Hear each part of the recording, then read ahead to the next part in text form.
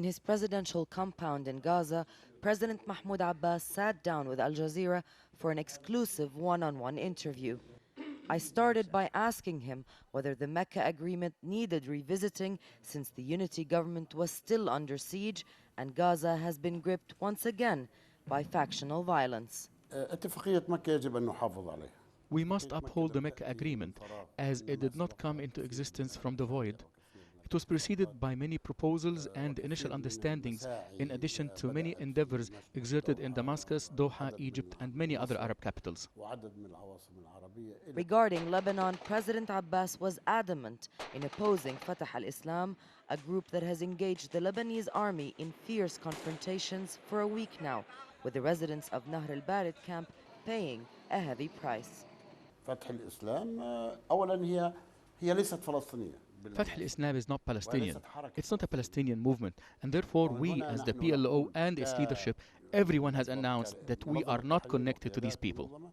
The U.S. administration and some Palestinian players were not happy with the national unity government the president maintained. But what were the alternatives?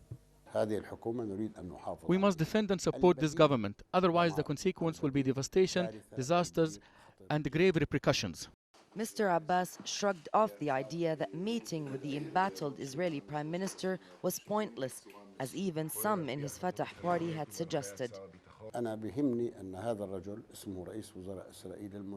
What matters to me is that this man is the elected Israeli Prime Minister till today.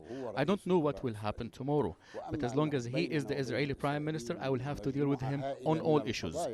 He spoke at length about the Arab Peace Initiative, which President Abbas considered the most important peace initiative in decades. I believe that the Israelis are missing the greatest opportunity in their history.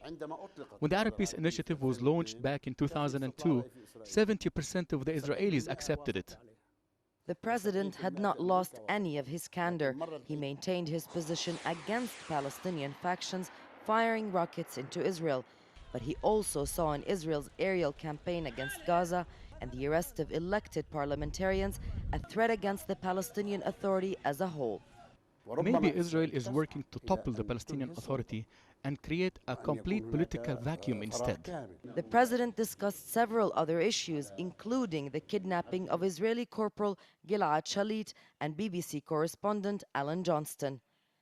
This rare sit-down interview has come at a time when Palestinians are facing the most aggressive Israeli military campaign in months, while trying to keep their national unity government afloat.